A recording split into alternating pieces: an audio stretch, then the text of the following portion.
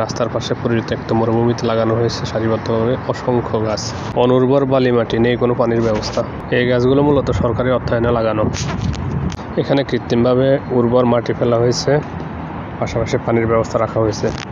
আসলে চেষ্টার অদম্য ইচ্ছা থাকলে অসম্ভবকেও সম্ভব করা যায়, এটা তারও বাস্তব উদাহরণ। যেমন আমাদের দেশে কত অবহেলা পড়ে থাকে উর্বর জমি, যদিও অনেক কিছু করাই সম্ভব, কিন্তু চেষ্টা আর ইচ্ছা না থাকার কারণে কোনো কিছু সম্ভব হয়ে ওঠে না। এখান থেকে আরেকটা বিষয় শিক্ষণীয় আছে, তা হচ্ছে মাটি যতই উর্বর হোক, যদি পরিচর্যা না করা হয় তাহলে গাছটা যত দ্রুত বেড়ে ওঠার কথা ততটা দ্রুত বাড়ে না, কিংবা যতটা ফলন দেওয়া সম্ভব সেই ফলনটা আশানুরূপ ফলন পাওয়া সম্ভব হয় না। এখানে পরিকল্পিতভাবে ইনভেস্ট করার কারণে সার, উর্বর মাটি, পানির ব্যবস্থা রাখার কারণে গাছগুলো সুন্দরভাবে বেড়ে উঠবে এবং কি এক সময় অনেক বড় হবে, ছায়া দেবে।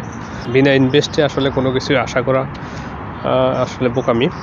সেম আমাদের জীবনের ক্ষেত্রেও আমরা যখনই কিছু আশা করব, তো যেটা নিয়ে আমরা আশা করতে পারি তার পিছনে আমাদেরকে উপযুক্ত ইনভেস্টমেন্ট যোগান দেওয়া জরুরি। তা না হলে ওখান থেকে আমাদের জীবন থেকে, আমাদের থেকেও আসলে যে কোনো ক্ষেত্রে, জীবনের যে কোনো ক্ষেত্রে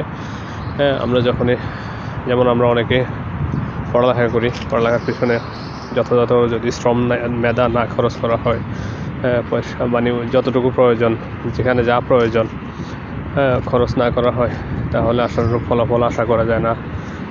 ঠিক এই কথা জীবনের সর্বত্র সব ক্ষেত্রে, সেটা চাকরি হোক, ব্যবসা বাণিজ্য হোক, যেমন যারা বিদেশ যায় বিদেশের ক্ষেত্রে হোক, সর্বক্ষেত্রেই আসলে আপনি যেখান থেকে আশা করবেন সেখানে আপনাকে যথাযথভাবে উপযুক্তভাবে ইনভেস্ট বলতে শুধু টাকা পয়সা না, শ্রম, মেধা এবং প্রয়োজনীয় সমস্ত উপকরণ যদি আপনি যোগান না দিয়ে থাকেন।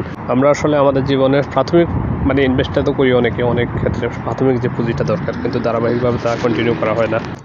এখানে সরকার কিন্তু গাছ লাগানোর পরে প্রাথমিক যেভাবে মাটি যতটুকু দরকার, পানি যতটুকু দরকার দিয়েছে, এবং ধারাবাহিকভাবে গাছটি যতদিন এখানে বেঁচে থাকবে পানির প্রবাহ যাতে বজায় থাকে, সেটা পাইপের মাধ্যমে তারা এনশিওর করেছে। আসলে আমরা তো যে কোনো কিছু শুরু করি বা প্রাথমিক একটা উদ্যোগ নিই, কিন্তু পরবর্তীতে ধারাবাহিকতাটা রক্ষা করা হয় না।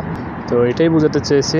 এখান থেকে আমি আমার যে উপলব্ধি সেটা আমি আপনাদেরকে শেয়ার করলাম। আপনারা আসলে বিভিন্নভাবেও এটাকে ভাবতে পারেন। যার অবস্থান থেকে, যার জীবন থেকে, আসলে প্রকৃতি থেকে শিক্ষা নেওয়ার অনেক কিছু থাকে, শিক্ষা নেওয়া উচিত।